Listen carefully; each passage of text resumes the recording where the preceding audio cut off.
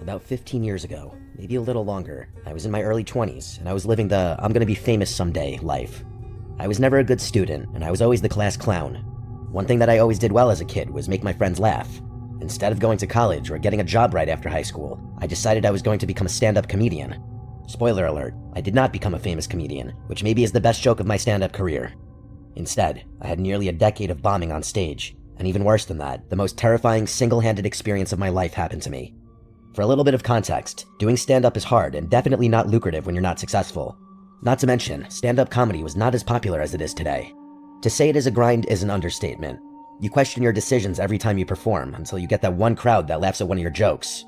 The high you experience from the crowd laughing and cheering is intoxicating, and I assume that's why comedians constantly keep grinding.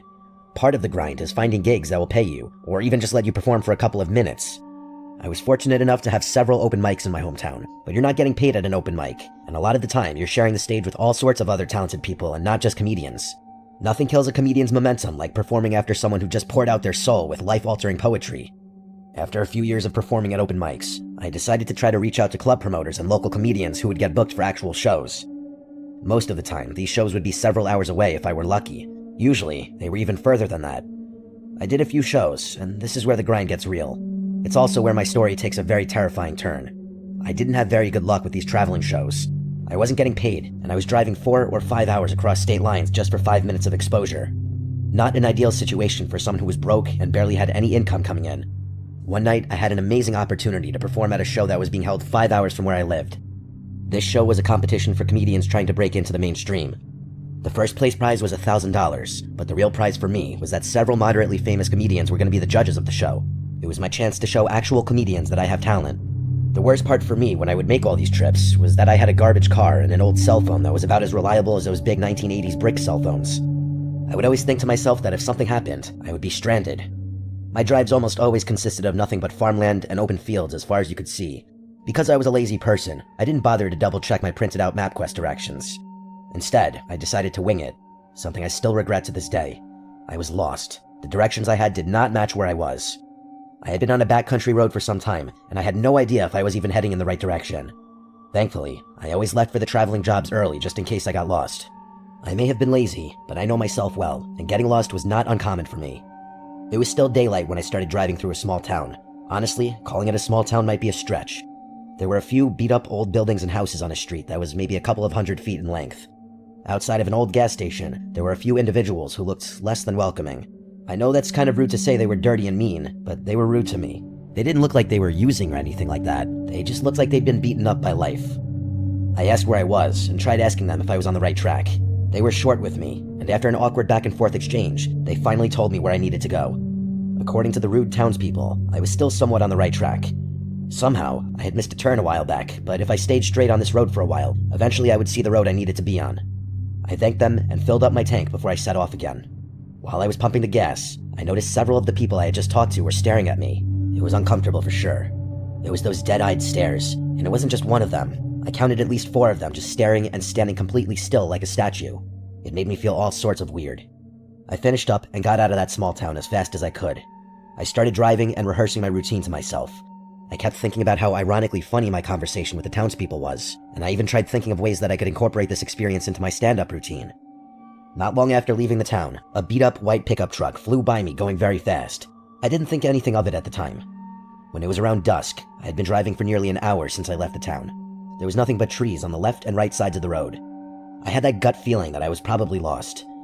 As I continued down the road, I heard a loud sound from underneath my car, and I started losing control of the vehicle. I knew right away what had happened. It was unmistakable. I had somehow gotten a flat tire. I pulled over to inspect the damage. I couldn't believe my eyes. It wasn't just a flat tire. Both of my front tires were completely obliterated. When I leaned over to take a closer look, I noticed that the tires were impaled with several nails. I pulled out my terrible cell phone, and of course, the service was not good. I tried calling a tow truck, but I had no idea where I was or even what road I was on. I hung up the phone. Instead of panicking, I was starting to get angry that I was going to miss the show. I was stupid, and my priorities were elsewhere. I decided to call one of my friends. I described everything that I remembered about the drive, and I told him about the small town with the gas station. He told me he was going to try to look up where I was and that he would call me back. I didn't know if I should just stay put in the car or I should try walking back in the direction of the town. I decided to stay put in the car because now that it was almost completely dark, it was starting to get cold. It was clear now that I wasn't going to make the show. While I was waiting to hear back from my friend, I noticed 2 bright headlights popping out from the horizon behind me. The headlights stopped moving a good distance from my car and didn't continue in my direction. The car was close enough that the lights were bright and annoying, but far enough away that I could not tell what kind of car it was. I don't know if it was a cop or some local trying to call the police to report a vehicle on the side of the road. If you're wondering why I didn't just call the police, it's because I was driving a car that was not inspected or properly insured at the time, and I wasn't trying to get that ticket in another state. Several minutes went by, and the car never moved. It just stayed parked a good distance behind me, shining those bright lights. After probably a good 5 minutes or so, the bright lights started to get a little closer. The vehicle was slowly moving towards the back of my car. As that was happening, 2 more lights could be seen in front of me, making their way toward me quickly. The loud vehicle stopped inches from my car. Eventually, the car that was behind me was parked directly behind my car, and I still couldn't tell who it was. While I was trying to adjust my eyes to the bright light in my rearview mirror, I noticed that the car doors from the vehicle in front of me were now open. That's when I noticed it was a white pickup truck, the same beat-up white pickup truck from earlier. Before I could notice anyone coming, I heard a loud bang on the driver's window, and I couldn't believe my eyes. It was the rude man from the gas station. I started to panic because the man was trying to open my car door. Even though it was locked, he was aggressively pulling on the door. He started to beat on the car window. I wasn't sure how long my window would last before it broke. As this was going on, I noticed one of the other men from the car make his way to the passenger side of my car. He also started to aggressively try to open the door. I was trying to yell at them to stop, but it was like they didn't understand what I was saying. They were just grunting and smashing the car doors. The guy at the driver's side door stopped trying to break in for a moment and instead just stood there, staring directly at me. It was just like those vacant stares from the gas station earlier. I can't even begin to explain how horrible that moment was. With no notice at all, he just started screaming. And it wasn't just a normal scream. He was howling and screaming at the top of his lungs. I don't know what came over me at that moment, but I decided that the best course of action was for me to just try and get out of the car and run. I pushed open the door as hard as I could, and thankfully, it was enough force to knock the man over. I ran as fast as I could into the woods, but instead of running blindly into the pitch-black forest, I decided to dive to the ground only several feet into the woods. I hoped that these guys would think I ran deeper into the woods, and thankfully, that's exactly what happened. Moments later, I heard footsteps of several people running by me. When I was sure I heard all of them run by, I quietly got up and ran back to my car. Surprisingly, my backpack and cell phone were still in the car. I grabbed them, stayed low, and just ran as fast as I could down the road. The entire time I was running, I expected them to jump out of the woods, but I never saw them again. About half an hour later, I was able to flag down a passing car.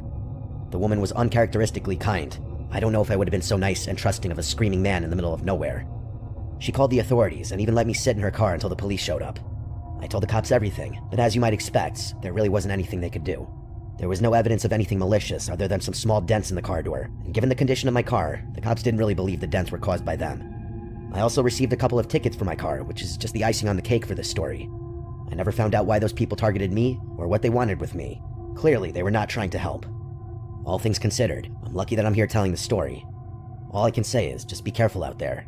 You never know what people are capable of, especially when no one's around to witness.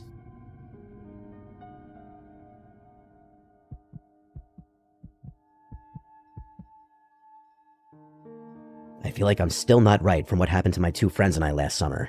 What was supposed to be an awesome girls' road trip turned into a nightmare that I'm not sure I'll ever fully get over. For a little bit of context, I'm not a spontaneous person. I'm one of those people who has to have everything planned very far in advance, and even then, every little detail needs to be accounted for. It's annoying for some, but it's just how I operate. In late June, I broke up with my boyfriend, who I had been dating for 5 years at that point. It was a messy breakup.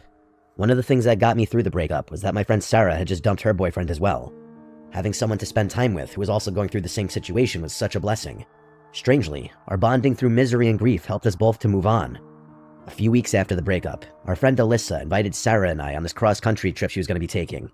Ordinarily, I would never do something like that. The anxiety alone would be enough for me to melt away. But for some reason, this time it sounded like a fun girls' trip. All 3 of us are fortunate enough to have jobs where we can take time off for a trip like this. Alyssa basically lives on the road. She's always traveling and finding these insane places all over the country. She's the type of woman who will just throw a sleeping bag down in the dirt and sleep under the stars. She's always been such a free spirit and lives for adventure. Sarah and I were much more sheltered. We decided to let Alyssa basically be the captain of our little crew for the trip. She planned it all out, and we were all going to be there for the ride. The first day or so was a little rough for me. I just wasn't used to winging it. But after that, I started really enjoying myself. On the second or third day, we drove by this insane-looking barn. It was definitely abandoned. There was no sign of human life anywhere. The farm looked like it had been completely overgrown by nature. Alyssa was begging us to go inside, but I wasn't feeling it. Alyssa was adamant that clearly nobody lived there. She was obviously correct, but I just couldn't bring myself to trespass. It's also worth noting that I'm just a huge baby. Not wanting to trespass was my excuse, but I was actually scared of someone squatting inside the barn. I had listened to one too many true crime podcasts, and I wasn't about to get kidnapped by some insane backwoods farm man. After a few minutes of arguing, Alyssa gave up, and we decided to keep moving on with our trip. The next week of traveling was amazing. We went sightseeing all over the US countryside. Alyssa showed us places and things that were truly incredible.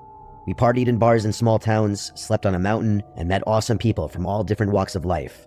It really was incredible. The only thing that was a little annoying was that throughout the entire trip, Alyssa kept bringing up that barn. It seemed like any time she could work it into the conversation, she did. While we were driving back to civilization, Alyssa basically begged us to get a closer look at the barn. I don't know if it was the trip that made me come out of my shell a little bit, or just days of Alyssa breaking us down, but I was starting to warm up to the idea. I told her that if it looks like nobody had been there in years, then we could check it out. I was confident that most likely nobody had been there, but I just wanted to make sure I put that out in the universe. I wasn't even 100% sure that Alyssa could get us back there, but that girl is amazing sometimes. She knew exactly how to get there. We spotted the barn around 4:30 p.m. We drove the SUV on the dirt and grass and parked it several yards away from the barn. We didn't want to park right on top of the place just in case some scary farm man was living inside. Alyssa was like a kid on Christmas. She ran to the barn door first. It was crazy in that place. I'm pretty sure the vines were holding the building up. It almost sounded like the place was breathing, but I'm pretty sure that was just the integrity of the building slowly falling apart. The weirdest part was all this strange equipment that was still inside the barn. It didn't look like any farm equipment I've ever seen before, but I'm not a farmer, so maybe it was just older stuff. It looked like stuff you would find in a medieval dungeon. After we explored and took a bunch of pictures inside the barn, Alyssa wanted us to check out the farmhouse that was connected. At this point, I was fully invested, so she didn't have any pushback from me. We had to kick down the door because it was somehow warped into the frame and it wasn't opening. Inside, it was both creepy and sad. It was definitely empty and abandoned. It's not like the previous owner had furniture and stuff like that inside. It was empty, other than a small green table and a green wooden chair. What was sad was that I couldn't stop thinking about the people who had most likely lived there before. I mean, it was a farm at one point. Somebody had to have lived there before, and now it's just forgotten by history. We explored the house, and I imagined it could have been a cute little house at one point. After a while of just hanging out and talking inside the small house, Alyssa and Sarah both made a crazy suggestion. They suggested that we stay inside the farmhouse that night. Obviously, this seems like it would be a horrible idea, but at that moment, it seemed wild and exciting, and at this point of the trip, I was here for it. We'd been hanging out there so long already that I didn't realize it was almost 7 p.m. We went back to the car and grabbed our stuff. We ate some subs from the cooler, then drank a few beers and talked about the trip some more. Around 9, we started setting up our sleeping bags. We all set our alarms for 6 a.m. so we could get right on the road in the morning. We were all exhausted at this point, so it didn't take us long to pass out. I'm a light sleeper, so I was tossing and turning for a while and going in and out of consciousness. I must have finally fallen asleep briefly, because around 3 a.m., something strange woke me up. I swear, I thought I heard someone make a shush sound. I rose from the sleeping bag and scanned the room the best I could with only the moonlight faintly shining through the vines on the window. I didn't see or hear anything. My best guess was that either Alyssa or Sarah had just been snoring or something. I laid back down and shut my eyes.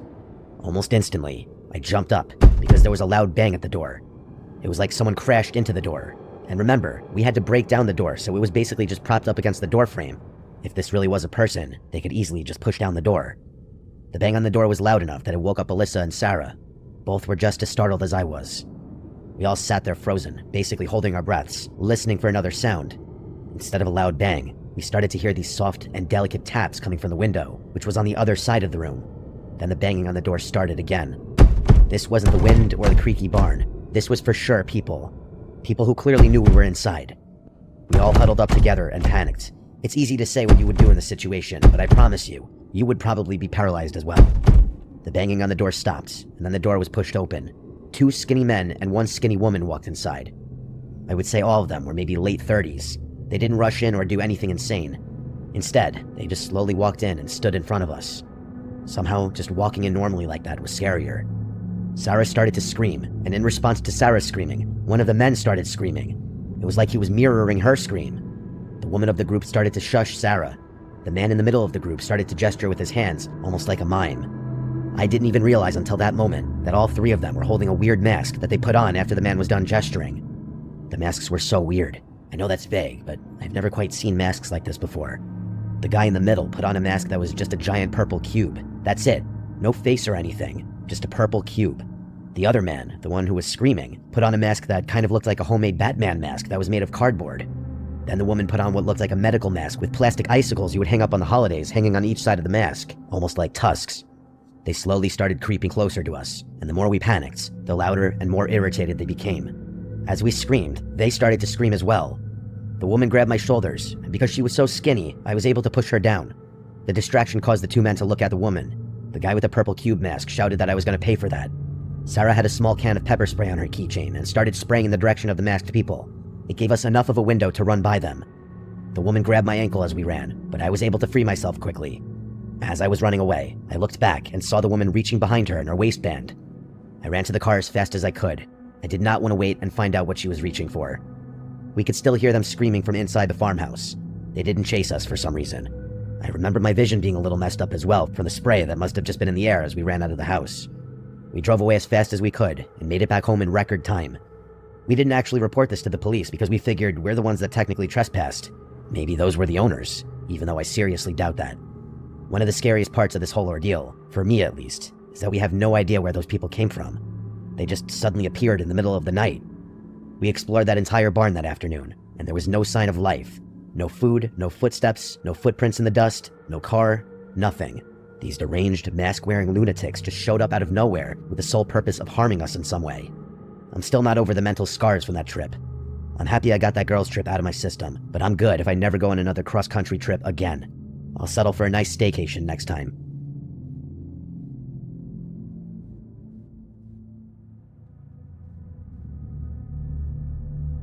A few years ago, my girlfriend and I decided to take a road trip across the US. This trip was supposed to be important and special because it was when I planned to propose to my now wife. Unfortunately, that's not the only reason the trip is memorable. One of the happiest memories of my life is also plagued by something that nearly ended both of our lives. This is the first time I'm trying to write the story instead of just telling it verbally, and probably the first time I've written anything since high school. I apologize if it's not the greatest literary work of art you've ever heard. For a little bit of backstory, I have a truck with a large cargo bed. It was more than big enough for her and I to lie down on the air mattress in the bed of the truck. We spent days hiking across the country and sleeping in designated areas in the back of my truck. I had camped a few times as a kid with my family, and I always hated setting up tents and sleeping on the ground. Sleeping in the comfort of my truck felt like a hybrid version of camping, and I was here for it. We both love the outdoors, but we'd be the first to admit that we're not the most nature-savvy people. Every night on the trip was beautiful. We were lucky when it came to the weather. Every night, we would fall asleep staring at the sky, and let me just tell you, if you've never gazed at the stars in the wilderness, you need to change that right now. One of the few downfalls of the trip is that my girlfriend was the lightest of light sleepers. Every sound woke her up. We were out in nature, so that means every gust of wind, every bird sound, every tree rustling caused her to wake up. I would always offer her something to help her sleep, but she would always deny it. She said it would make her wake up groggy. Apparently more groggy than being half asleep all night. But it wasn't being a light sleeper that kept her awake on this trip. She has a crippling fear of bears. Ever since one of her coworkers told her that her family was attacked by bears on a camping trip, my girlfriend has been on high alert. Every noise she heard on the trip, she assumed was a bear. Now with the backstory out of the way, I'll share what was almost the last night on Earth for my girlfriend and I. About 3/4 of the way through the trip, I proposed, and she said yes. It was one of the happiest days of my life. With the stress of proposing out of the way, I slept like a baby that night. That next morning, she was the most tired she'd been on the entire trip. When I asked her if she was scared of the noises, she kind of paused and didn't answer right away, which is weird behavior for her. She then went on to tell me that she woke up in the middle of the night because she swore she could hear someone walking on the outside of the truck. She stayed lying down, so she didn't see anyone, but she was convinced someone was walking just outside the truck bed. Every time she tried to sleep, she could hear the sounds of walking, and she was sure she even heard mumbling or talking at some point. I did believe her. Well, I believe that's what she thought she heard. I wasn't dismissive, but I was pretty sure we weren't being stalked or whatever she thought. Before we left in the morning, she gasped outside the truck. When I ran over, she pointed out what looked like a small footprint in the dirt next to the truck. I was probably being ignorant, but I thought it was a stretch to call it a footprint. I asked if it could have possibly been her footprint, and she instantly protested. I didn't argue with her because I could tell she was still freaked out. I made sure I checked my truck before we left, and confirmed we didn't have a secret passenger. I did find in the back seat of my truck that my planner was on the seat, and it was open to the page where I had a list of places we were going to stop each night. But I didn't think anything about it. I figured she was looking at it beforehand, or it's possible that I could have left it there. I put it back in my bag, got ourselves ready, and we hit the road. It took a little while for her to get out of her morning fog, but after a large coffee, she was feeling like herself again and didn't bring up the previous night again. We spent the next day just being obnoxiously in love as we hiked through the mountains. Night was approaching, so we set up our little camp nook in the truck bed. I could tell she was a little more uneasy tonight than she had been any other night. It wasn't the bears that were freaking her out, it was the possibility of another person outside the truck. I told her we could sleep inside the locked truck, or even find a hotel if she wanted to, but she insisted that we stay in the truck bed since it was our last night in the wilderness. I decided to stay awake on this night and make sure she fell asleep. It took her a while, but she finally passed out around midnight. I even dug out my old portable DVD player from high school and threw on an old season of Family Guy I had, just to get her mind off the silence of the night. The once beautiful silence was now something she was afraid of, even though she would never admit that. I shut the DVD off and rolled over, trying to get some sleep. Before I even dozed off, I thought I heard something outside my truck. My first thought was a baby bear because it sounded bigger than a raccoon or coyote. I thought it was imperative not to wake her up and cause alarm. Slowly and quietly, I crawled to the wall of the truck bed and peered over the edge. I couldn't believe my eyes. Someone was walking around the front of the truck, a smaller figure with a hood on, and they were mumbling something to themselves. I quickly fell back into the truck bed, since they didn't see me because they were walking in the opposite direction. I didn't know if I should wake her up or not. I thought that would make too much noise, and right now, my main goal was to make as little noise as possible. I thought about trying to tackle the walking person, since they looked a lot smaller than me, but I didn't know if they had a weapon, or if someone else was hiding nearby to jump me as soon as I made a move. Keeping my fiancée safe was number one priority.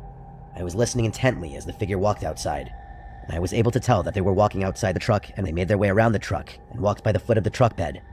I tried to angle my head to get a look at the person. I couldn't see the face, but I could tell it was a woman. I could see the blonde hair coming out from the bottom of the hood, and I could clearly hear mumbling at this point, and the voice was unmistakably of a woman. I planned to jump out and confront the woman the next time she passed in front of the truck bed. I was somewhat relieved that my fiancée was asleep for all this. I waited several seconds, but she never made her way back to the truck bed. I leaned over the edge of the truck again, and I didn't see her on my side of the truck or the front of the truck. That means she either fled into the woods or was on the other side of the truck that I couldn't see. As fast as I could, I took out my cell phone and typed into my notes, "Don't make a sound. Someone is outside the truck. I'll distract them, take the keys, start the truck, and I'll jump back into the bed." I quietly woke up my fiancée and made sure the first thing she saw was me holding my finger to my mouth, telling her not to make a sound as I held up the phone for her to read. As quietly as I could, I handed her the key. I could tell she was confused and terrified, but thankfully, she didn't make a noise. I grabbed my pocket knife, and I jumped outside the truck, trying to scare the intruder away, but nobody was outside the truck. I lowered my guard for a second, and I heard my fiancée yell to me if everything was okay.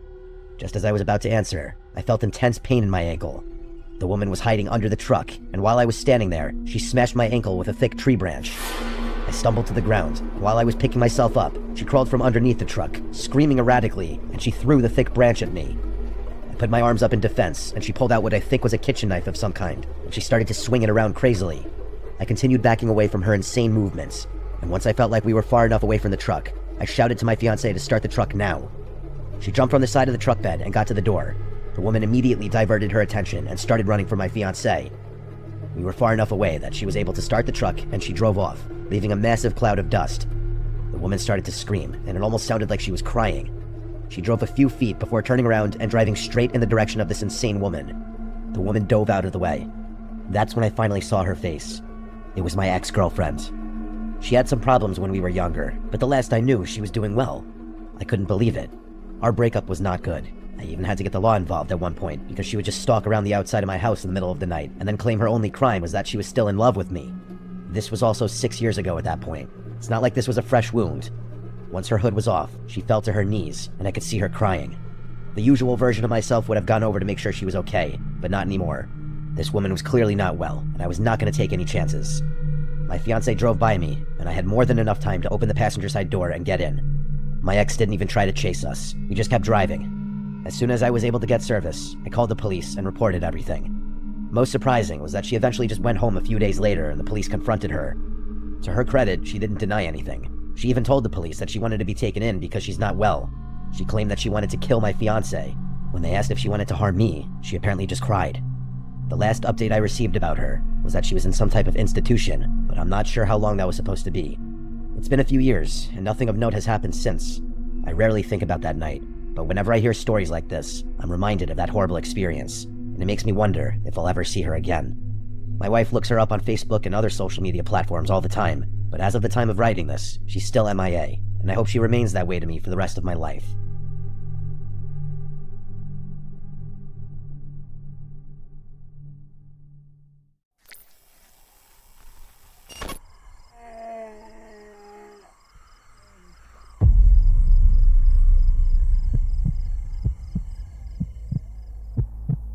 I grew up in North Pennsylvania in a small town called Wellsboro. It's surrounded by state game land. I don't live there anymore, but hunting season was a big deal there. Schools would even close on the first day of rifle season because half the town would be out in the woods. My dad got me into hunting when I was about 12, and by the time I was 23, I was going out alone regularly. This happened during the late archery season in November of 2021. I remember because there was already a light dusting of snow on the ground, which made it easier to track movement. I had permission to hunt a large piece of private land owned by an older guy my dad knew from work. The property was around 70 acres of thick woods with a small clearing and an old logging trail running through it. There was also an abandoned hunting cabin way back in the woods that nobody used anymore because the roof was starting to cave in. I had been there maybe 4 or 5 times before and never saw anyone else. That morning, I got there around 5:15 a.m. while it was still completely dark. I parked my truck where I always did near a rusted gate and walked in with my headlamp on. The woods were dead quiet. I remember having this weird feeling like I was being watched before I even got to the stand, but I just blamed it on being alone in the dark like always. I climbed into my tree stand about 20 feet up and waited for daylight. About an hour after sunrise, I noticed something that immediately bothered me. About 60 yards out, I saw another tree stand that had not been there before. I knew the property pretty well, and I was certain it had not been there the previous weekend. It was one of those cheap ladder stands, and it looked old and weathered, like it had been sitting somewhere for years, but I would have noticed it before. What bothered me more was that there were no footprints leading to it in the snow, except for one single trail of prints that went from deep in the woods straight to the base of the stand. I watched it for a while, thinking maybe someone else had permission to hunt there and just never mentioned it. Around 8 a.m., I saw movement near that stand. At first, thinking it was a deer, I was dead wrong when I saw it was a person standing behind a tree. He wasn't in camo. He was wearing a dirty gray hoodie and dark pants. He was still, and he was looking in my direction. I didn't know if he saw me at first, but then he slowly raised his arm and waved.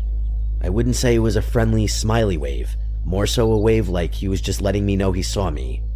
I gave a small wave back, thinking maybe he was just another hunter who didn't have proper gear.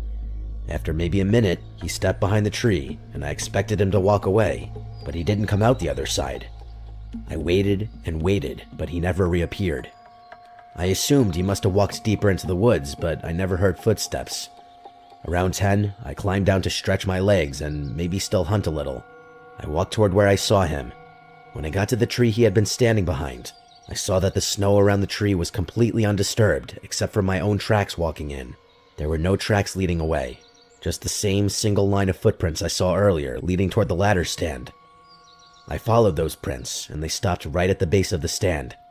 I looked up, expecting maybe he climbed it, but it was empty. The seat had a thin layer of snow on it that didn't look disturbed. That made no sense. I remember feeling my chest get tight, like something was very wrong. I decided to head back toward my own stand.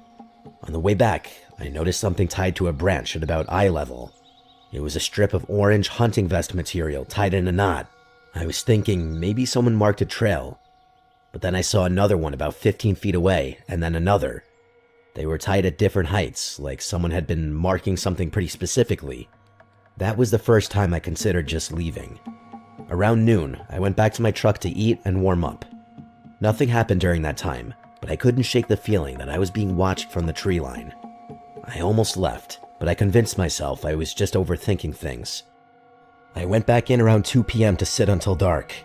This is where things got bad. About an hour before sunset, I heard what sounded like slow footsteps behind me in the leaves. Too heavy and spaced out to be an animal.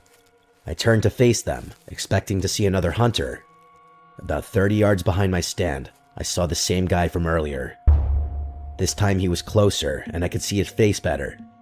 His beard looked patchy and dirty, and his skin looked pale like he hadn't been outside in daylight in weeks. What really bothered me was that he was smiling, but not in a normal way. He He was just barely showing his teeth.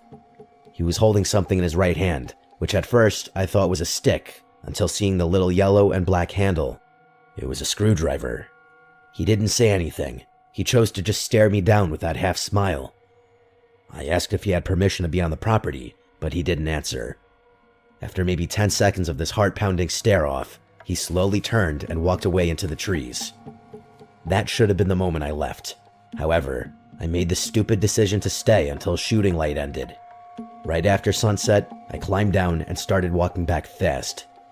In that moment, I remember regretting not leaving while I still had some light in the sky. About halfway to my truck, I started noticing the orange cloth strips again, but this time they weren't just on branches. Some were tied to small sticks pushed into the ground, but the thing that genuinely scared me was one of the sticks had something hanging from it. It was a dead squirrel. It had been hung by a wire through its back legs. I may be a hunter, but I don't condone needless suffering of animals. Under the squirrel and stick, in the snow, someone had drawn a rough circle with a boot. That was the second time I seriously considered running. As I kept walking, I started noticing more of them. Not just squirrels, a rabbit, a crow, all hung the same way like markers, or maybe a threat. I started walking faster. About 100 yards from my truck, I saw something leaning against a tree that made me stop completely. It was my backpack, the one I had left in my tree stand earlier that day. I never brought it back down with me. It was zipped open, and my stuff was laid out in the snow, including my knife, my flashlight, and my extra arrows. They were all lined up neatly, like someone had taken inventory. That was the moment of realization that someone had been close enough to my stand to climb it without me knowing. I grabbed my stuff fast and jogged the rest of the way. When I got to the clearing where my truck was, I had another unexpected encounter. It was like it just didn't stop. My driver's side door was open. I know I locked it because I always do. Nothing inside looked stolen, but my registration papers were sitting on the passenger seat instead of the glove box. I got in and locked the doors, and as I started the truck, I looked in the mirror toward the tree line. There he was, standing just inside the woods, maybe 40 yards away, the guy in the hoodie. From what I could tell, he was still smiling. This time he raised his hand again, but instead of waving, he just pointed at me. Then he slowly dragged his finger across his own throat. I left so fast I spun gravel all the way back to the main road. I told the property owner what happened, and he said nobody else had permission to be there. He contacted the game commission. About 2 weeks later, he called my dad and said officers found a makeshift shelter deep on the property made from tarps and old wood. Inside, they found animal bones and stolen hunting gear from other properties. I never hunted there again. I don't hunt alone anymore either. Definitely not in grounds I'm not familiar with. Anything can happen when you're all alone out there. Yet, not actually alone.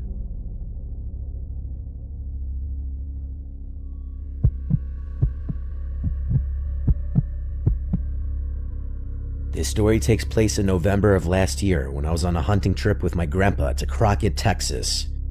I don't really get to see my grandpa that often because he owns his own company, so when he told me he wanted to go hunting, I was more than happy to go.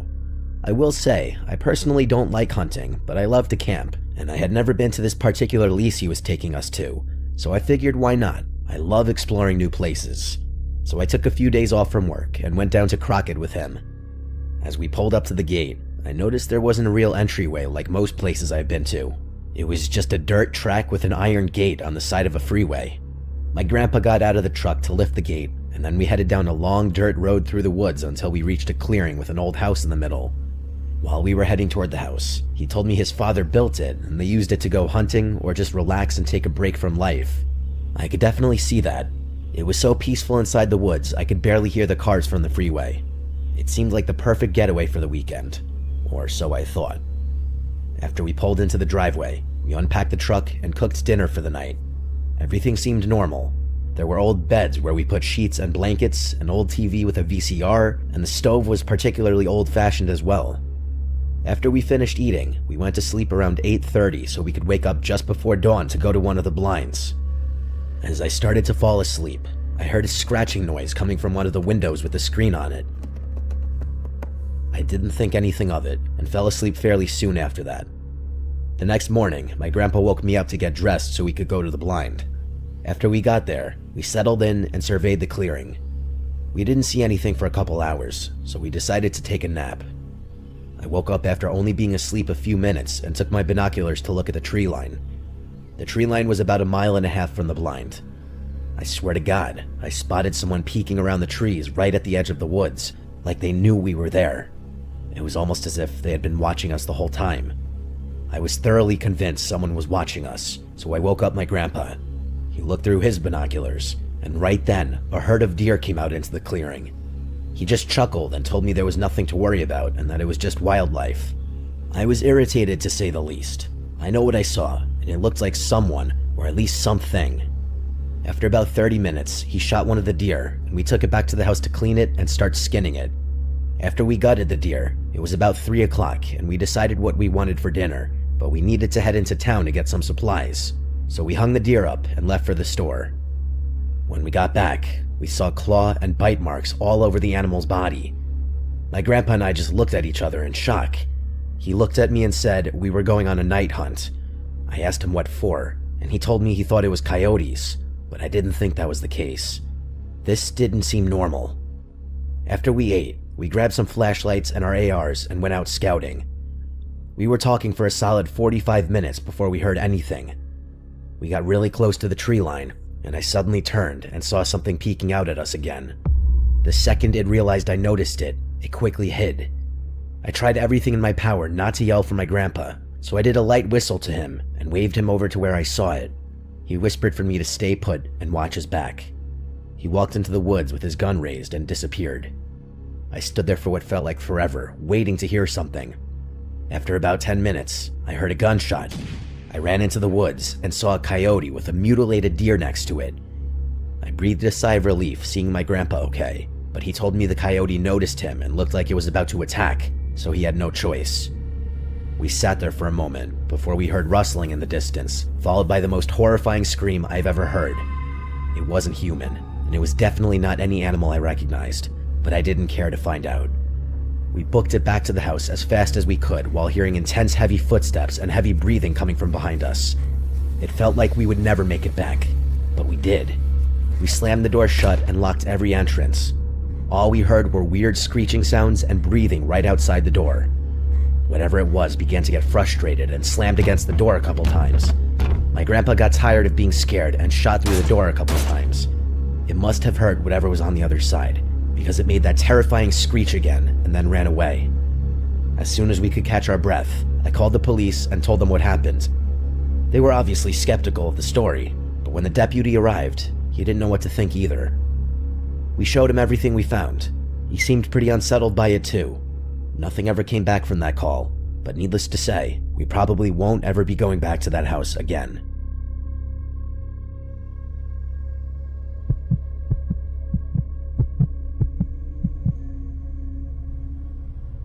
Kyle had been asking Connor and I for 2 years to go hunting with him, and we always brushed it off because neither of us really knew what we were doing, and hunting was never something I was interested in.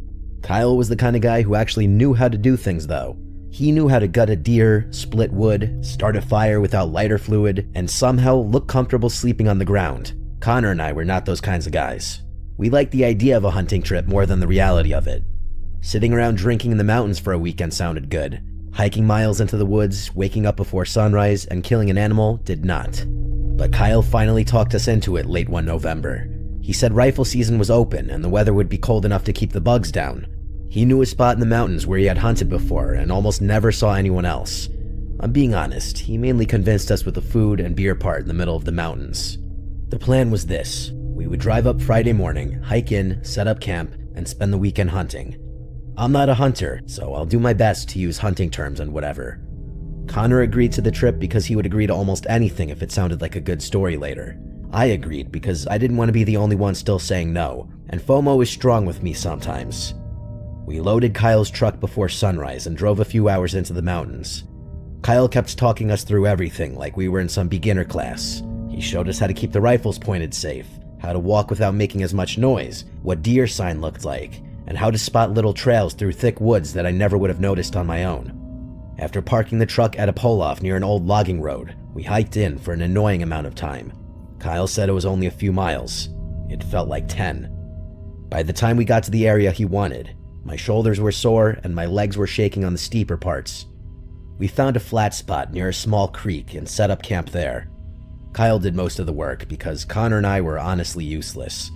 By the time it got dark, we had the tents up, a fire going, and a little ring of logs pulled around it to sit on. That first night actually felt perfect for a while. The woods were dead quiet except for the fire popping and the creek moving over the rocks. We were drinking beers, talking about old high school stuff, and making fun of how bad Connor was at putting up a tent. It was a rare, honestly amazing moment. I remember thinking I understood why people liked this.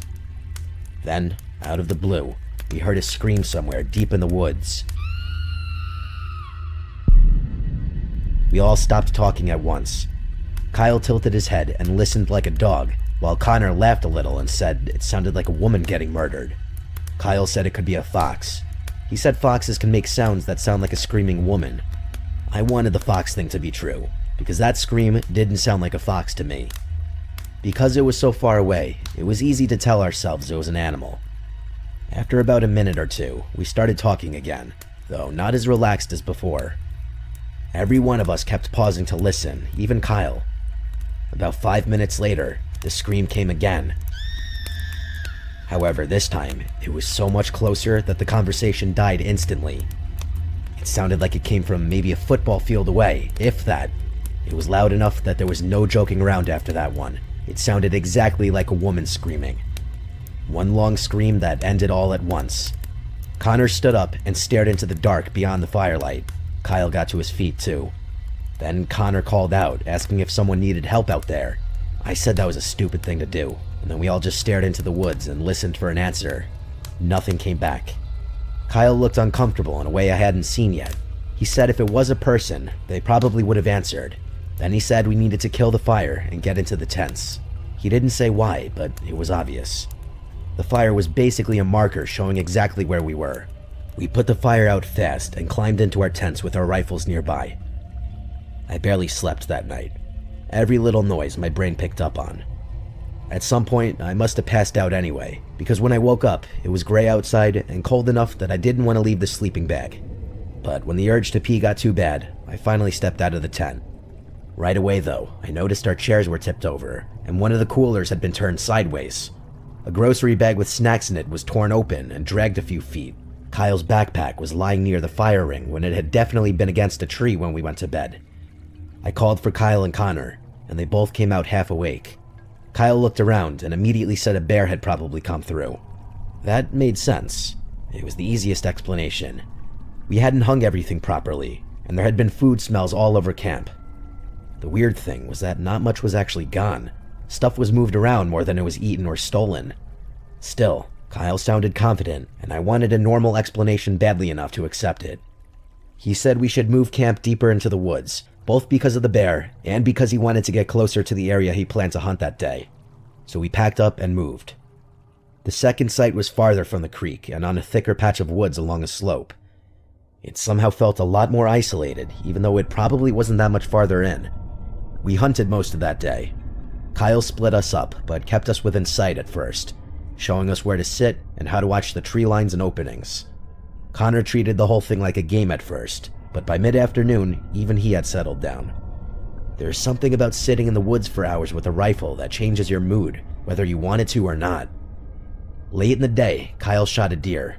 It happened fast. I only heard the crack of the rifle and then Kyle yelling for us. When Connor and I got to him, the deer was down in a patch of brush about 40 yards away. It was a decent-sized buck.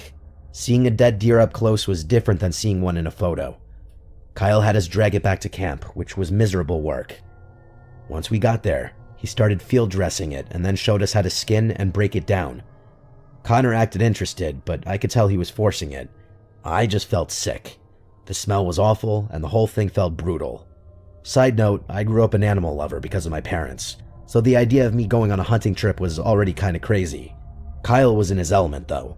He explained every part of it like he was teaching a class, and by the end, there were chunks of meat bagged in the cooler and a bloody mess off to the side that I tried not to look at. That night, we drank again, partly to celebrate, and partly because I think Connor and I needed it after helping with the deer. Kyle cut off some backstrap and cooked it over the fire. That wasn't our originally planned dinner. It was just a celebratory meal, if you'd call it that. I have to admit, it tasted good. As a surprisingly good day was coming to a fun close, the scream came back. It was distant at first, maybe even farther than that first scream the night before, but the second I heard it, I felt an uncomfortable feeling inside me. Like, this again? We all knew that sound now. Nobody said fox this time. Nobody laughed. Kyle stared off into the dark. Connor muttered that there was no way this was happening again. We waited and hoped that would be the end of it. It wasn't. A few minutes later, the scream came again, much closer, and this time it sounded like it was moving toward us the way it had the first night. It was fully dark by then, and the firelight made everything beyond it look even blacker. I remember the feeling that whoever was making that sound could probably see us perfectly, even though we couldn't see anything at all past the trees, and that made me uncomfortable. Kyle stood up and grabbed his rifle. He was trying to act calm, but I could hear it in his voice that he cursed under his breath. Then, in this weird burst of drunk confidence, he raised the rifle and fired a few rounds into the air. Right after that, he started yelling into the woods like a maniac, trying to sound bigger and crazier than whoever was out there. Connor and I laughed, mostly because it was sudden and ridiculous, and I think because all three of us had been drinking enough that our nerves were mixed with stupid energy. But the laughter didn't last, because a moment later, the scream came again, even closer. Close enough that it sounded like it was just a few yards outside of the edge of camp, somewhere beyond the trees where the firelight stopped. Kyle stopped yelling right away. None of us said it, but I think we all realized that if it was a person, the warning shots had not scared them off. We put the fire out again, faster than the night before. Within seconds, the site was pitch black. The only light left was a weak little glow from the coals and some moonlight through the trees. We got into our tents with our rifles. I lay there wide awake, of course. I could hear little sounds from the woods, branches shifting and leaves crunching, but I couldn't tell what was real and what my mind was inventing. Then I heard footsteps, not walking, but running, fast and hard around the tents and through the campsite. Something brushed the side of my tent, like a dragging scratch, like someone running an object along the fabric as they moved past. I didn't call out for Connor or Kyle because I was terrified that it wasn't them. All I'd be doing was getting the attention of whoever was out there. Then it went completely still for the last time. That silence was the worst part. Maybe a full minute passed before that scream exploded right in the middle of the campsite. It was so loud that it didn't sound human anymore in a normal sense. I heard Connor scream from his tent. I yelled too without meaning to.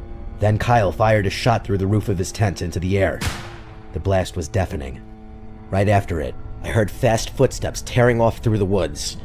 All these sounds were so amplified, it felt like so much was going on. The footsteps got farther and farther away until I couldn't hear a thing. For a few seconds, nobody moved.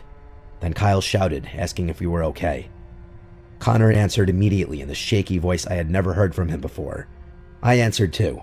Kyle said we were all getting into one tent and that there was no way we were staying in separate tents after that. We crawled into his tent because it was the biggest. The three of us sat there with rifles and flashlights, barely talking. At one point, Connor asked what the hell that was, and Kyle just said he didn't know flat out. Hours passed like that. Every so often, one of us would think we heard movement and everyone would go silent again. Eventually, the adrenaline wore off enough that we all drifted off at some point. When morning came, nothing looked as bad as I expected. A couple things were knocked over outside. One of the beer cans had been stepped on. A plastic tub had been moved a few feet, but nothing was stolen. We packed up at dawn without even discussing hunting again. Nobody wanted to stay another night. We hiked back the way we came, talking more as we got closer to the truck, probably because being in motion made us feel less trapped. By the time we were on the road again, some of the fear had turned into that weird laughter people have after something bad. Connor kept doing an impression of Kyle screaming into the woods and firing into the air, like one of the Tatooine warriors from Star Wars. Even Kyle laughed. We talked about whether we should call the sheriff and report it. In the end, we didn't. Kyle said if it was really someone needing help, they would have answered us either night when we yelled back. Connor said it was probably some lunatic messing with hunters. I said it was maybe a woman on drugs or someone trying to lure people into the dark. Both of our explanations were scary, and they felt like the easy assumptions. Truth be told, who the actual knows what the explanation could have been. I got home that night exhausted and thought I would sleep good, but I woke up in the middle of the night drenched in sweat from a dream. In the dream, I was back in the woods alone, and I could see a woman standing between the trees. She was covered in blood, and she was screaming for help. and the way she looked right at me gave me chills, even now. But I couldn't move toward her. I just stood there while she screamed and screamed until I woke up. I sat on the edge of my bed breathing hard, thinking about those 2 nights in the mountains and wondering what that dream was about, if it was my brain telling me that I subconsciously felt guilty. What sticks with me most now is the possibility that somewhere in all of that, there really had been a person out there and we chose to hide from her. I still tell myself that if someone had truly needed help, they would have answered us. They would have come closer to the fire and said something.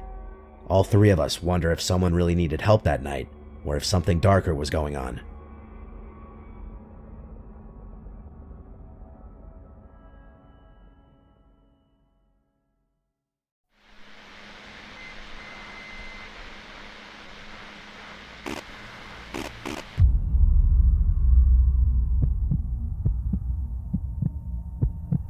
I'll be the first to admit that I'm one of the most skeptical people I know.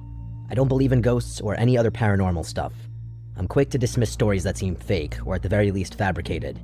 That's why I'm completely at a loss for words at what happened to me just weeks ago. I wanted to write all of this while it was fresh in my mind. I can't explain what happened to me, and to be honest, I'm still terrified. I thought to myself, maybe if I write what happened to me and share it with the internet, maybe someone out there can explain what happened. Well, hopefully somebody out there can explain. My friend Steve and his wife were going out of town for the weekend for their anniversary. The 2 of them don't travel alone a lot because they have 2 children and a dog. I know for some people that's a first world problem, and you're correct, but Steve isn't struggling financially. He built this massive home in the middle of nowhere because he likes privacy, and if you're fortunate enough to do that, I can't blame you. Well, for Steve and his wife, the stars were about to align perfectly. The 2 kids were going out of town for some type of school trip, so they were going to be alone with just the dog. When Steve told me all of this, I insisted on going over and watching the dog for the weekend so he and his wife could go on a romantic weekend getaway. He agreed, and the plan was set in stone. I would be watching his beautiful golden retriever for the weekend. I made my way to the house on Friday afternoon. I didn't work weekends, so I planned on just staying there Friday through Sunday. Steve stocked the house full of food and snacks for me and made sure I had everything I needed.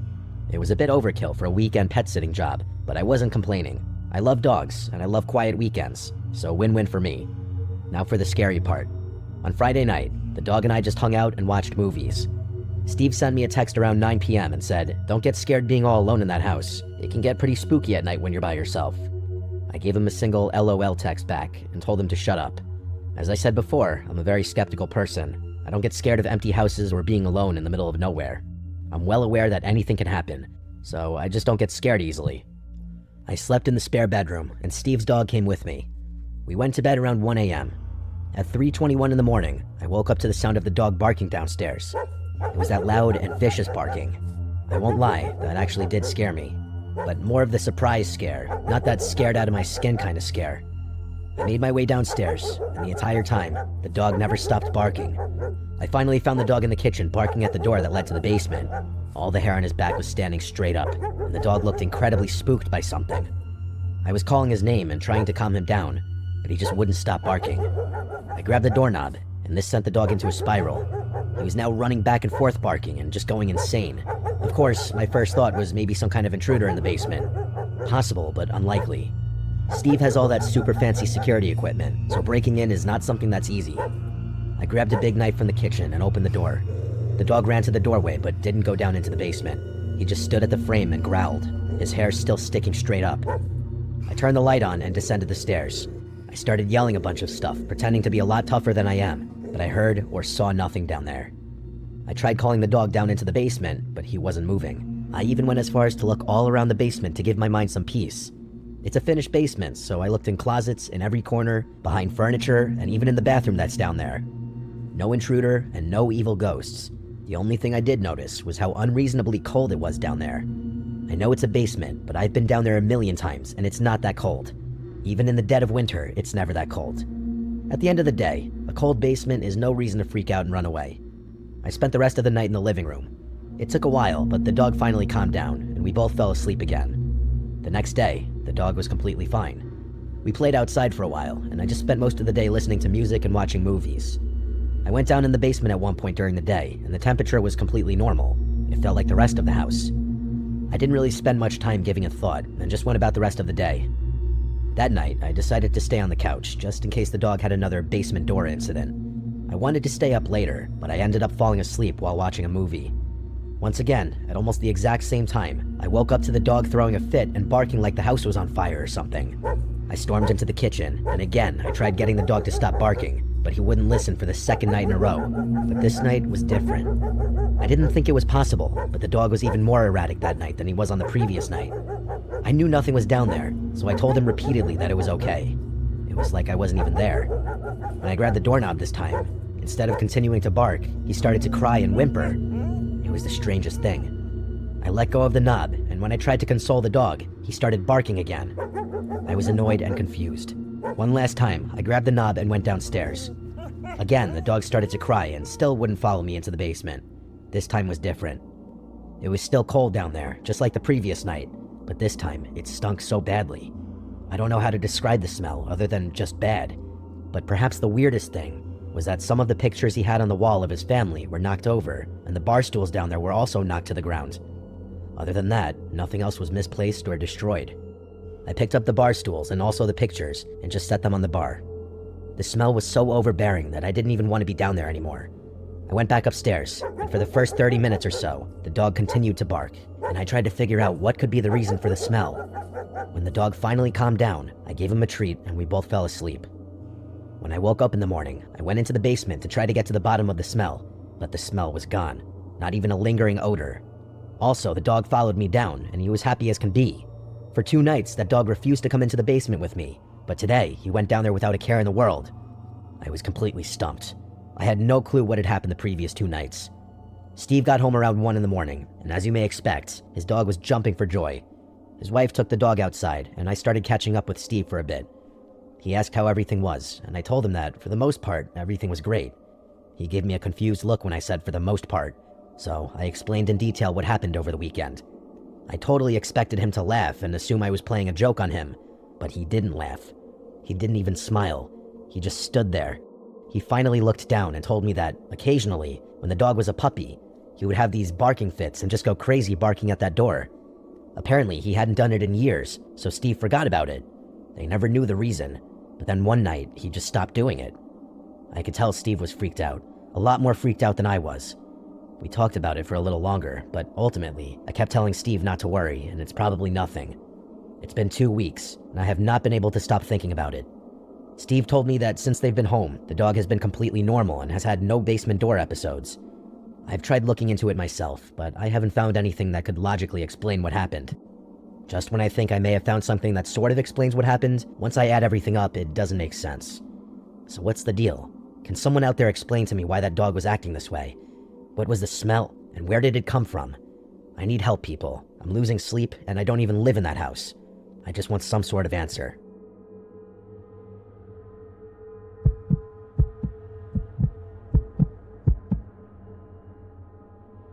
I don't know if this is considered your typical scary story, but it's definitely freaky and very unnerving. The more time that's gone by, the scarier it becomes for me. I'd love to share it and see what people think. It was a few years ago now. I had just broken up with my boyfriend and moved into this cute little apartment. It was an entire apartment complex. The complex itself was beautiful, quiet, and elegant. I quickly made friends with neighbors and several of the other tenants. It was just a nice and friendly little community. A few months into my lease, I thought I heard the sound of running coming from the hallway one night when I was getting ready for bed. I looked out the peephole of the door, but didn't see anything.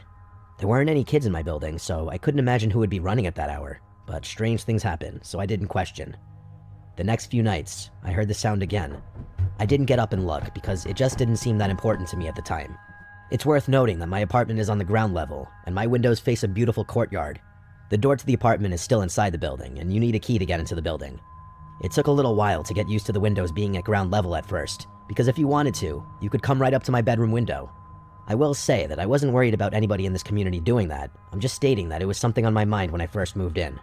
However, that information is about to become relevant, because one night, I woke up to what sounded like giggling outside my bedroom window.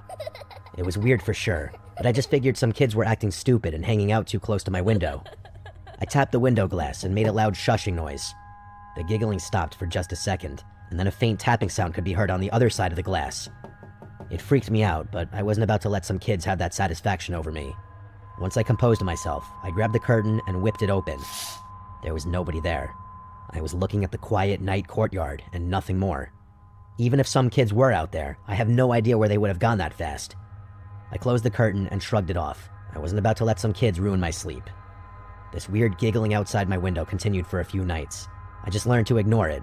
I have young nieces and nephews, and usually when I ignore their stupid pranks, they stop doing whatever they're doing.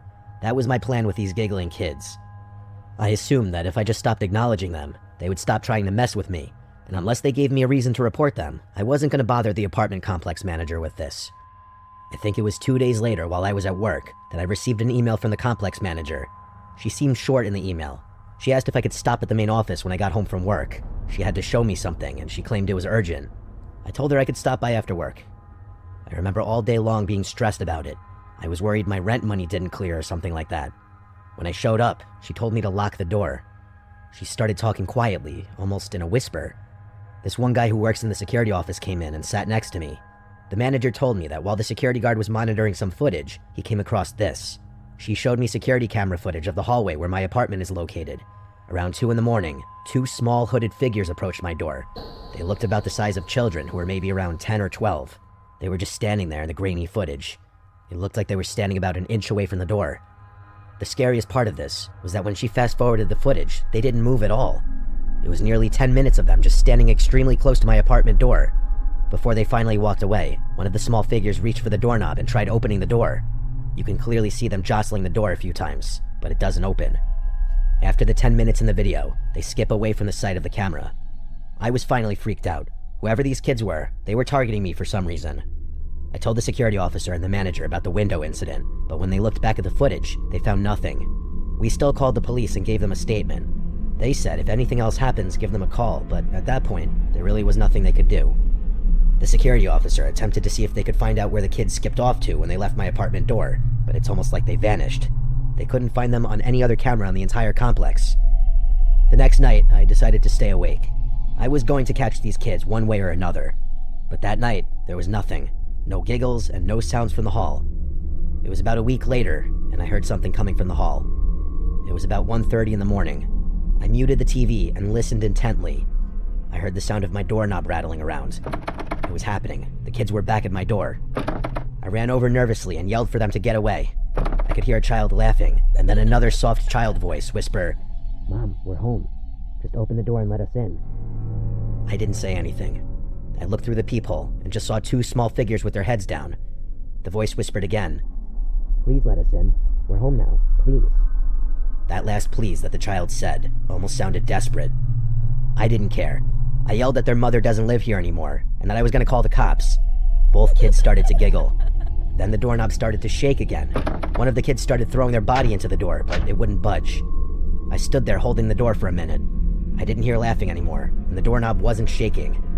When I looked one last time, nobody was out there. I was still too afraid to open the door, just in case they were just outside of my view. I called the police, and the cops were quick to assume it was just the local kids playing a prank on me. I didn't argue with that because it seemed like the most logical explanation. I finished with my statement, and that was that. A few days later, I ran into the apartment manager in the parking lot. She pulled me aside and asked if I had experienced anything since that last time. I told her no, and that I was sure it was just some local kids. She made a weird face and told me she wasn't so sure. She told me that the woman who lived in the apartment before me was strange. She didn't give me a whole bunch of information for privacy reasons, but she was fairly confident that something horrible happened with that woman's children. She didn't elaborate or give any details. She didn't even give me the name. She just implied that something horrible happened and left it at that. She said that she had already said too much and she didn't want to get into trouble for sharing personal information. She told me to be careful and just keep locking my doors. I'll never forget her walking away saying, "This wasn't a prank." To my knowledge, I don't think those kids ever visited my apartment again while I was there. I've spent some time trying to figure out exactly what happened, like who these kids were and what the apartment manager meant. Was she implying that these kids were like ghosts or something? I know that seems insane, and I'm sure that's not what it is, but you have to admit, it is strange.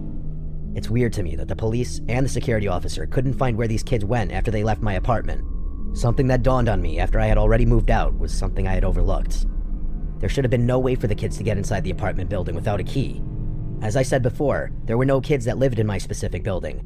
So how did they get in? Where did they go? As time goes on and I reflect on this story, I get more freaked out. It's amazing to me that I wasn't more scared in the moment. I'm years removed and don't even live there anymore, and I'm more scared today writing this than I was when I experienced it. I still don't believe in ghosts or anything paranormal, but I can't explain exactly what it was. Neighborhood kids are the easy solution, but the more I replay the memories in my head, the more impossible that seems. I know how this story sounds, but I think it's worth sharing. Maybe I really did have an experience with something not from this world.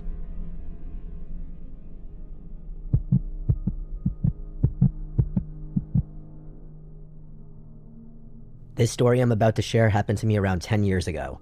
It's without a doubt one of the most terrifying things that's ever happened to me. I recently stopped telling people this story because most of the time people tell me I'm lying or making it up. It was my wife who pushed me to write this down and share it. She said maybe somebody out there has gone through a similar experience, so here it is. Back then, I worked at a dead-end job. Just like most of us, it was a way to make ends meet. The mundane drag of retail work was beginning to drain the life from me. One afternoon, when I was leaving work, I noticed something neon pink hanging from my car door handle. It was a sticky note with a friendly message written. It simply said, "You're special, and I hope you have an amazing day." It also had a smiley face sticker attached to the note. I thought it was nice and it made me smile. Other than that, I didn't give it another thought at that moment. The next few days, when I left work, I would have a message attached to a note in the same spot. I know some people have told me that it's creepy and weird, but I liked the attention. At that point in my life, I wasn't getting attention very often, so it was nice to be seen. After 3 or 4 friendly messages, I decided I was going to leave a message on my door this time. When I parked for work that morning, I grabbed my own sticky notes and wrote a message. I kept things friendly, while also walking that line of being a little flirtatious. When I left work that afternoon, I was happy to find another note. The flirt worked because this person started flirting right back. I didn't know if this was a joke or if it was serious, but either way, I kept the charade going for a few days. The shift before I had a day off, I left a note saying something along the lines of, "Don't miss me too much on my day off." When I left work, I had a sticky note that just had a sad face drawn on it. This is where I thought the game would end for good. Somebody was having fun with me, I gave in, and now that I was going to be off, I figured it would just fizzle out. I couldn't have been more wrong. When I woke up the next day, I did some stuff around the house. It was late morning when I went outside for the first time. I noticed something neon pink on the car door again. I couldn't believe my eyes. I tentatively approached the note. It said, "You look cute when you're sleeping." This scared me. After a little while, I concluded that someone was messing with me. It clearly was someone I worked with who knew where I lived. It was the only thing that made sense to me. I crumpled the note up and threw it away. When I returned to work, the notes continued for a few days. They started friendly, but by the 3rd day of my not responding anymore, they started to get mean. The friendly messages were now saying things like, "You better answer me," and "Remember, I know where you live." I thought about calling the police, but I was still so sure that it was somebody I knew messing with me. I decided to leave a note the next morning. I wrote a message saying to leave me alone, or I would call the police. I didn't really have plans to call the police, but if it were really somebody I knew, I thought that this would be when they finally came forward, or at least stopped with the notes. When I left work that afternoon, I noticed that my note was gone, and for the first time in a while, I had no new notes on my door. I felt relieved. I still wanted to know who it was, but if the notes stopped, I was happy. That night, I woke up at some point in the middle of the night because I thought I heard something. Ever since the note outside, I was on edge. I sat in bed for a minute, just sitting silently, trying to listen. Then I heard something again. It sounded a little like shuffling, but it was hard to tell if it was just the house making noises or if it was something more alarming. I assumed I was just hearing things, but I wasn't taking any chances. I grabbed a baseball bat and made my way down the long hallway from my bedroom to the open living room. Every step I took, I started thinking the worst. If a person were standing in my house, I don't think I would have been able to hit them with the bat I was holding. I just am not that type of person. I made it to the end of the hallway and just stopped. Whatever bravery I had when I left my room was gone. If you're standing at the end of the hall, you can see my living room, dining room, and kitchen. I turned on the dimmable lights and scanned the room from where I was standing. I was too scared to move any further. I kept imagining somebody hiding behind the couch or something. I stood in silence for a minute or so, and I heard nothing. I turned the lights off and briskly walked back to the bedroom. At any point, I expected somebody to charge after me, but thankfully that didn't happen. I locked my bedroom door and turned on the TV. I wanted to drown out the noise of nothingness. I ended up falling asleep eventually. When I woke up that morning, I almost forgot about how scared I was. I walked to the fridge to grab some juice, and that's when I saw it. A bright pink sticky note was stuck to the fridge that said, "You can't keep me away," with another smiley face attached after that statement. After being frozen for about 30 seconds, I ran to check every door and window in my house, and they all were still locked. I know for a fact that nobody had a key to my house, My family lives in another state, and I'm not close enough with anyone here to trust them with a key. Somehow, this person got inside my house and left a message on the fridge. I wasn't playing around anymore. I called the police and gave them the info. They claimed to have done an investigation, but they weren't able to get any useful information. Unfortunately, random notes were not a lot for them to go off of. At least that's what they said. They did try to check the cameras in the parking lot where I work, but where I park, the cameras don't reach. The employee parking spaces are on the side of the store, and there are no cameras there. The police concluded that it had to be someone who knew me. I would have agreed if it were not for the note inside my house. I'm a freak when it comes to locking my door, so I know that nobody had access to getting inside the house. I stayed at a friend's house for a couple nights just because I wasn't ready to sleep at my place yet. We ended up going to the hardware store and bought all new locks for the doors.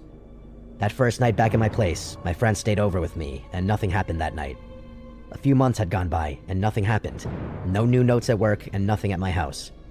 It was over 2 months later when I left for work one morning, and I noticed one of the horrible pink notes on my front door. I grabbed the note, and it said, "I guess you don't want to play anymore." I called the police right away, but they didn't do much. I invested in cameras after that, but nothing ever happened again. Changing the locks in my house might have saved my life. Somehow this person had to have had a key to my house. It's the only thing that makes sense to me. What I can't figure out is why me, and who was that person? Whenever I think back about that entire situation, I almost get sick. I think back to the night I heard something inside the house. There had to have been a person hiding somewhere, just inches or feet from where I was standing. Why didn't they harm me then? I wonder if messing around with me was all this person wanted. A friend once told me that when I went back to the room and locked the door, it's possible that this person tried to get into the room, but locking the door may have saved my life. It's been 10 years, and nothing has happened since that last note. I've since moved, and I'm married now. Every time I see those stupid pink sticky notes, I always think back to that horrible experience. Whatever the case may be, I'm just happy I'm still here to tell the story.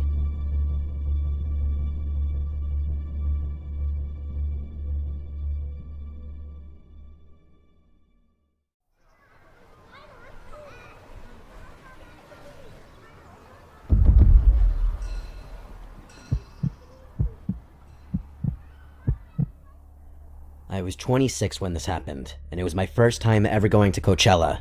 My friend Alyssa and I had talked about going for years, but either money got in the way or one of us couldn't get time off work. That year, everything finally lined up, so we actually committed to it. We flew out to California, rented a little 2-bedroom Airbnb, and made a whole trip out of it. We were both really excited because neither of us had ever been to a festival that big before. We had both been to smaller concerts and local stuff, but nothing on that level. The whole first day honestly felt like stepping into another world. Everywhere you looked, there were huge crowds, weird outfits, music coming from different directions, and people acting like they had no responsibilities at all. Best way to put it, it was a fairy tale world. It was kind of overwhelming at first, but in a good way. We had a really good first 2 days, nothing bad happened. We saw a bunch of artists we liked, took pictures everywhere, ate overpriced food, and stayed out late. We were tired by the end of each night, but it was worth it. By the third day, we were exhausted, but it was that kind of exhausted where you know you just have to push through because it's the last day and you don't want to waste it. Before the trip, Alyssa had brought up the idea of bringing Molly. I had only done it one other time years before, and it had been fine, so I agreed.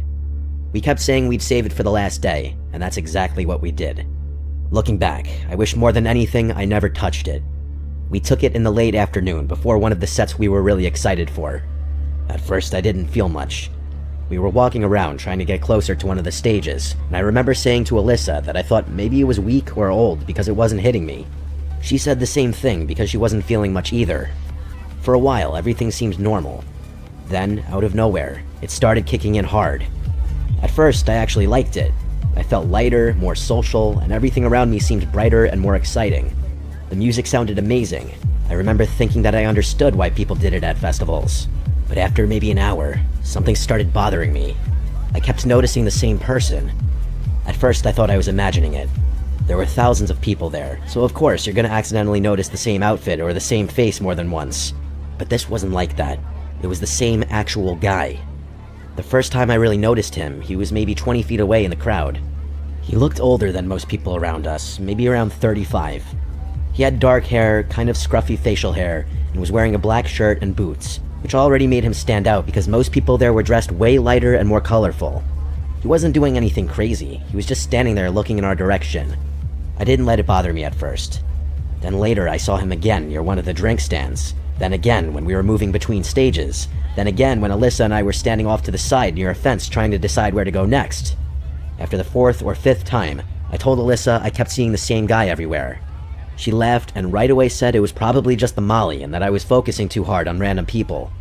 I remember laughing a little too because I didn't want to sound too paranoid, but it was getting hard to brush off. It wasn't like I was just noticing him in the distance once in a while. It felt like every time I turned around he was there. Not right next to me, but always somewhere in view. Hours went by like that. I was trying to still enjoy myself, but the high had started feeling off. It stopped being that warm, fun feeling and started turning into this restless, overstimulated feeling. My jaw tensed up, my heart felt too fast, and I couldn't seem to relax. I told myself I was probably dehydrated or tired. We had been doing a lot all weekend, barely sleeping, walking around in the heat, drinking, everything. At one point when we were packed into the crowd waiting for another set, that guy finally came right up to me. It happened so suddenly that I froze for a second. He came up on my side smiling and started trying to dance near me like he was just some random friendly festival guy.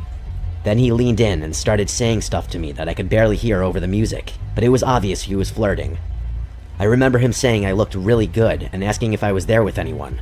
I told him I was there with my friend and tried to be polite about it because I didn't want to set him off or make a scene. I kind of smiled and shook my head and said I was good. He kept hovering though. It wasn't aggressive yet, but it was pushy enough to make me uncomfortable. I turned to pull Alyssa closer to me so we could just move away, and that was when I realized she wasn't there anymore. I started turning in circles looking for her, thinking maybe she just moved a few feet away, but I couldn't see her anywhere. That made me panic way faster than it normally would because of how off I already felt. The guy noticed right away that I was looking around and asked if I lost my friend. I said yes. Then he said he could help me look for her. There was something about the way he said it that made me instantly not trust him at all. It was too eager. I just told him no thanks and started pushing my way out of the crowd. He didn't grab me or anything, but I could feel him watching me leave. I finally got away from that stage and found a patch of grass farther back where it was quieter and less packed. I sat down because I felt like my body was shutting down on me. My vision started getting weird in a way I never felt before. The best way I can describe it is that everything looked squiggly. Not blurry exactly, but like nothing would stay still. The lights, the people, even the ground all had this shaky look to them. It scared me because I knew then that I had taken too much or had some kind of bad reaction. I started calling Alyssa over and over. The calls kept failing or not going through because the service there was terrible. I probably called her 10 times before one finally connected. When she picked up, I could barely hear her, but I just kept telling her where I was and that I needed her to come get me because something was wrong. It felt like forever before she found me, but it was probably only around 15 minutes. She could tell right away I was not okay. I told her I needed to leave, and she didn't argue with me. We ended up leaving the festival way earlier than we planned because I was having such a bad high. The walk out felt endless. Every noise felt too loud, and every person brushing past me made me jump. I kept looking around, half expecting to see that same guy again, but I didn't. Back at the Airbnb, both of us were completely drained. We had one more night there, and then we were flying home the next evening. Alyssa started talking about packing some of her stuff up that night so she wouldn't have to do it in the morning, but I told her I'd do mine tomorrow. I just wanted to lay down. My body was exhausted in a way that overpowered everything else. Even though I was still high, I felt so physically dead that I just crawled into bed, shut the light off, and laid there in the dark. I didn't feel normal, but I felt too tired to care. I must have drifted off into this half-sleep state because I wasn't fully out, but I definitely lost track of time. Then at some point, I opened my eyes. I have no idea what woke me up. Maybe a sound, maybe just my body being on edge, but the second I looked toward the bedroom doorway, I saw a figure standing there. It was tall and completely still, just inside the doorway, facing me. At first, my brain couldn't even process what I was looking at. I thought maybe Alyssa was standing there for some reason, but it was too tall and broad. Then I focused on the face. Even in the dark, I could tell. It was the man from the festival. I know how insane that sounds, especially with the state I was in, but that's exactly what I saw. He stood there looking at me from a few feet away from my bed. I remember this horrible, cold feeling going through my whole body. Then I started screaming. Not just yelling, full-on screaming as loud as I could while throwing the covers over my head like that was gonna do something. I kept screaming until Alyssa came into my room. The second she turned on the light, there was nobody there. The doorway was empty. The room was empty. Alyssa kept asking me what happened, and I was crying so hard I could barely get the words out. I told her I saw the guy from the festival standing in my doorway. She looked freaked out by how serious I was, but she kept telling me that it had to be the drugs and that I was still having a bad high. I honestly wanted to believe her, because the other option was way worse. But what bothered me was how real it looked. It didn't feel dreamlike at all. It felt like waking up and seeing an actual person in the room. I begged Alyssa to sleep in the bed with me that night, and she did. Neither of us wanted to go back to sleep after that, so we laid there talking quietly for a while with the lights on in the hallway. She kept trying to calm me down and make normal conversation. Eventually, somehow, we both drifted off. The next morning, I woke up to Alyssa screaming my name and shaking me. For a second, I thought maybe I was still dreaming. Then I sat up and saw her standing near my bedroom doorway, staring at the floor. I looked down and saw muddy boot prints on the hardwood. I still get chills thinking about it. They started near the front part of the house and came down the hall. Then they stopped right at the doorway, exactly where I had seen that figure standing. After that, the prints turned around and went back down the hall toward the front door. I remember just staring at them, feeling this rush of sickness go through me. It was like my whole body dropped. That was the moment I realized what I saw was not some Molly hallucination. Somebody had really been inside that house while we were sleeping, or while I was half asleep. And unless there was some impossible coincidence, it was him. Alyssa looked just as scared as I felt. We started checking everything right away. We made sure the front door was locked now, checked the windows, checked both bedrooms, the bathroom, every room. Nothing obvious was missing, which somehow made it creepier to me. It meant whoever came in wasn't just trying to steal something. We packed faster than I thought possible. Neither of us showered, ate, or even really talked much. We just threw everything into our suitcases and got out of there. Once we were out, we contacted the Airbnb host and told them someone had broken in during the night. I remember sending pictures of the prints because I wanted proof that I wasn't crazy. The host sounded shocked and apologetic, but by then I didn't care. I just wanted to leave. We spent the rest of that day basically on edge until it was finally time to go to the airport. We made it home safely and nothing else happened, but that whole trip has stayed with me ever since. What bothers me most is not knowing exactly how he found us, assuming it really was him. Maybe he followed us when we left. Maybe he saw us call a ride. Maybe he watched from farther away than I realized. I don't know. I just know I saw that man at the festival over and over, then I saw him in the doorway, and the boot prints proved someone had actually been there. Ever since that happened, I have never touched Molly again or any drug like it. People joke about bad trips, but that experience permanently changed how I think. Even now, I guess due to PTSD, I still glance at the bedroom doorway first before anything else.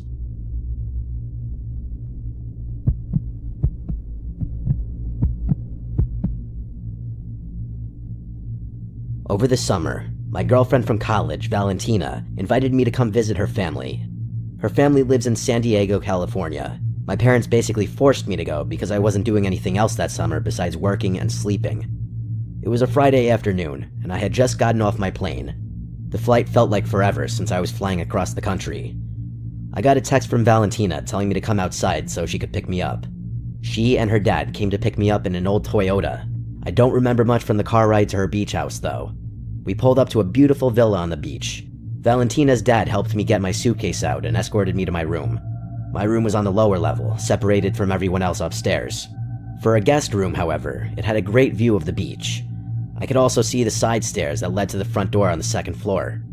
I unpacked my clothes and toiletries, trying to get settled into my room. Then I heard knocking on my door. It was Valentina. She wanted me to meet her siblings, but I'm not going to talk about them much, as they're irrelevant to the story.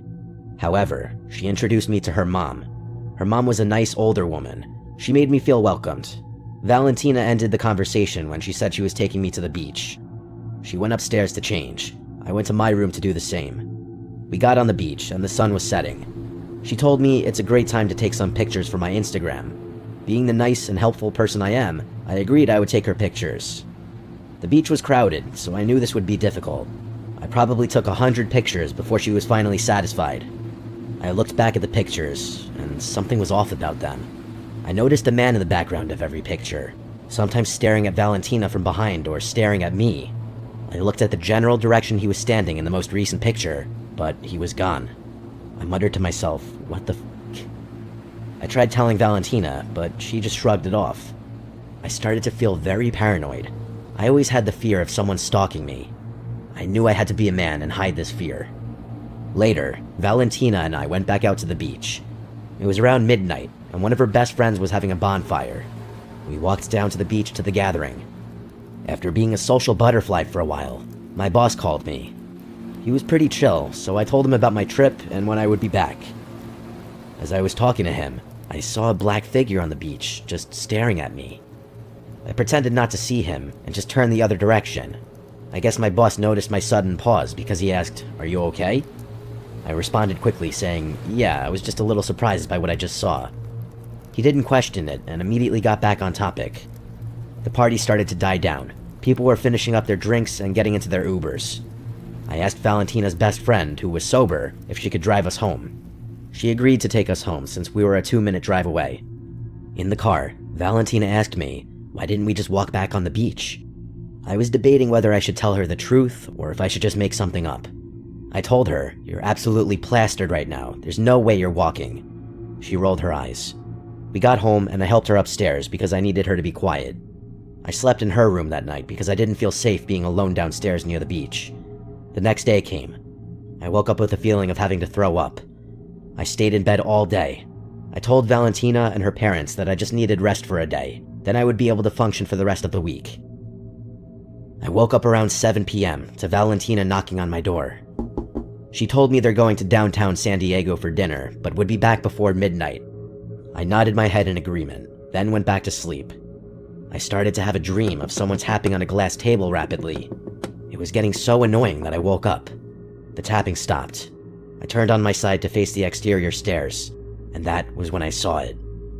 I saw the guy from the pictures at the beach at my window, waving at me. He had a black hood on. He went running up the stairs, where I heard the front door open. I nearly screamed. Wasn't the front door locked? How was he in the house? I went to my door and put my weight on it. He wasn't getting in. I heard nothing. No one going down the stairs or anything. Then I heard someone on the other side of the door jerking the door handle. He was trying to put his weight into the door, but nothing was coming through that door. I heard him back away from the door. That's when I grabbed my phone and called 911. It took 5 minutes before I heard the police opening the front door. I decided it was safe to leave my room, and I booked it upstairs. But of course, the creep had left long before the cops showed up. Shortly behind the cops, Valentina's family showed up worried. They asked me if I was okay, but that wasn't what was important. I needed to make sure he didn't take or do anything. I heard a scream from Valentina as she went to her room. I followed her in. She pointed to a camera in the corner of the room. The police took it for investigation. The creep also took Valentina's clothes and bathing suits. I stayed for the rest of the week, but I'm still scared from that experience 2 months later. I don't know how that guy found us or what his intentions were. I didn't know if he wanted me or Valentina, but most frightening, what would he have done if he did get into my room?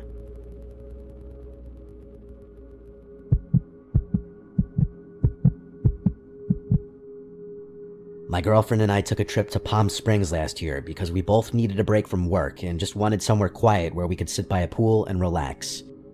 We found a modern-looking Airbnb that was about 15 minutes outside the main part of the city, kind of on the edge where the houses start getting more spaced apart and the desert starts taking over. It was a 1-story house with big glass doors facing the backyard and a decent-sized pool. The listing said it was very private and good for couples. That was exactly what we wanted. We booked it for 4 nights. When we arrived, the place looked exactly like the photos.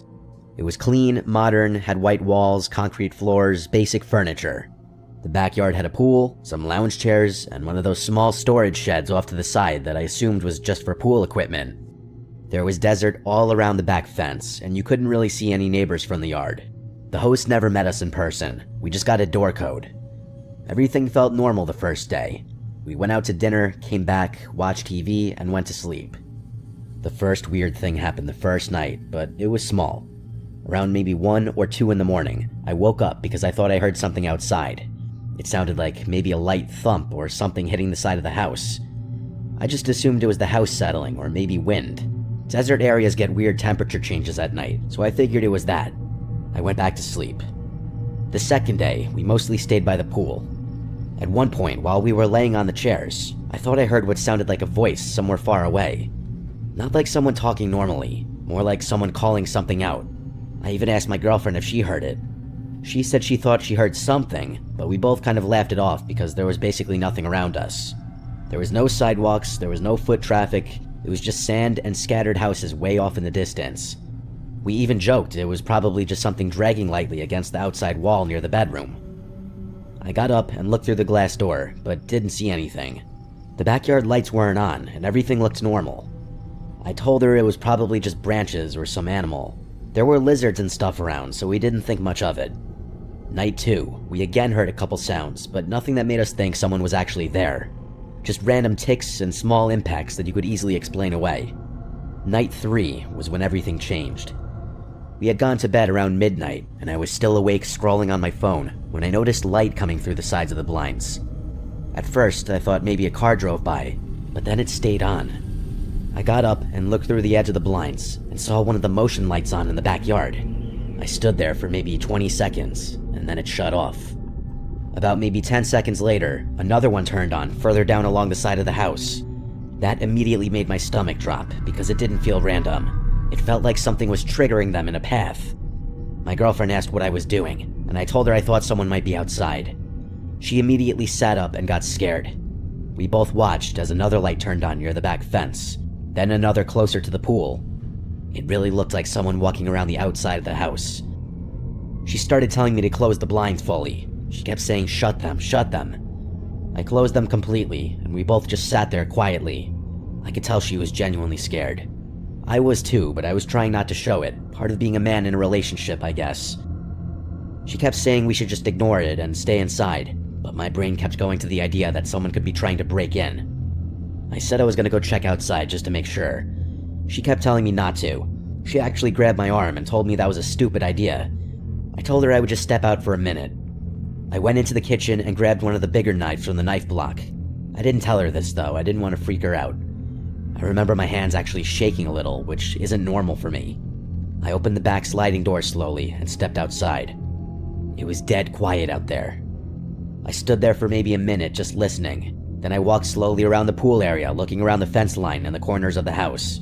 I didn't see anyone. After maybe 5 minutes, I started thinking maybe I was just being paranoid and that maybe an animal had triggered the lights. Then I noticed footprints in the sand near the side of the house.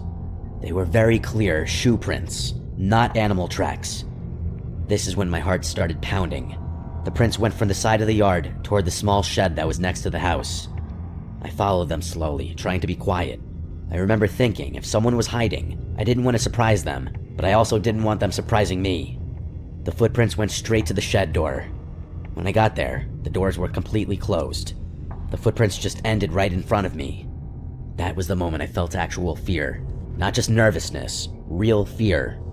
I stood there maybe 3 or 4 feet from the door, just staring at it. I couldn't hear anything at first.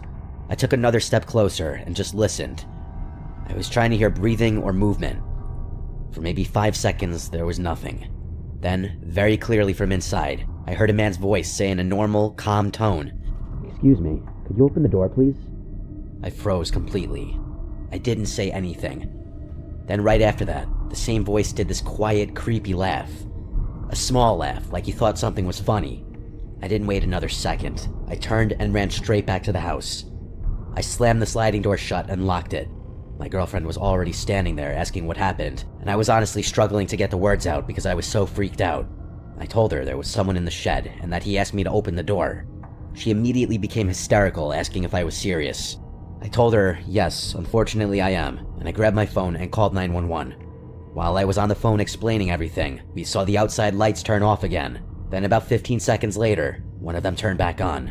Then another, again like someone moving around the house. But now we couldn't see anything because the blinds were completely shut. That almost made it worse because we knew someone was out there, but couldn't see where. The dispatcher told us to stay inside and keep everything locked. It took about 20 minutes for police to get there because of how far out the house was. Those 20 minutes honestly felt like hours. Every little sound made us jump. When the police finally arrived, they knocked and announced themselves, and I've never felt more relieved to see the police, coming from someone who hates the cops. They checked the backyard first and then the shed. One of the officers told me to stay inside while they opened it. After a few minutes, they came back and said nobody was inside anymore. They asked me a bunch of questions about what exactly I heard and saw. I told them everything, including the voice and the footprints. They said it looked like someone may have been staying in there temporarily. They found some empty water bottles and food wrappers. One officer told us sometimes people hide in vacant properties or rental properties, especially in more isolated areas. He said the person probably left once they realized we had called the police. They recommended we not stay there that night, and probably not the rest of the trip either. Before we finished packing, one of the officers asked if either of us owned a dirty baseball hat he found pushed behind the couch. We both immediately said no. We went through the whole Airbnb multiple times, and we both knew for a fact that hat was not there before. The officer just kind of nodded and said it was possible the guy had gotten inside at some point, but we'd have no real way of knowing when. That honestly shook me almost more than the shed did, because it meant he might have been inside while we were there, maybe even while we slept. That was enough for us. We packed everything immediately. While we were packing, I tried messaging the Airbnb host multiple times explaining what happened and asking if they knew anything about someone accessing the shed. Every message showed as read, but he never responded. That honestly made it even creepier. No response, not even concern. We left and drove back toward the city and ended up staying at a cheap motel because it was the only thing available last minute. The next day, I contacted Airbnb support directly and explained everything and gave them the police report number. It took about a day of arguing, but they did refund us for the last unused night. We never heard from the host again. No apology or explanation or anything. We tried to still enjoy the rest of the trip and did some normal tourist stuff, but honestly, it kind of stuck with us the whole time. The worst part for me is just knowing someone had been right outside where we were sleeping for multiple nights, and we probably just kept dismissing the sounds as normal house noises. And I think about how calm that voice sounded when he asked me to open the door, like it was some joke to him, like he expected me to actually do it. And honestly, knowing now there was proof he had been inside the house at some point makes it even harder not to think about.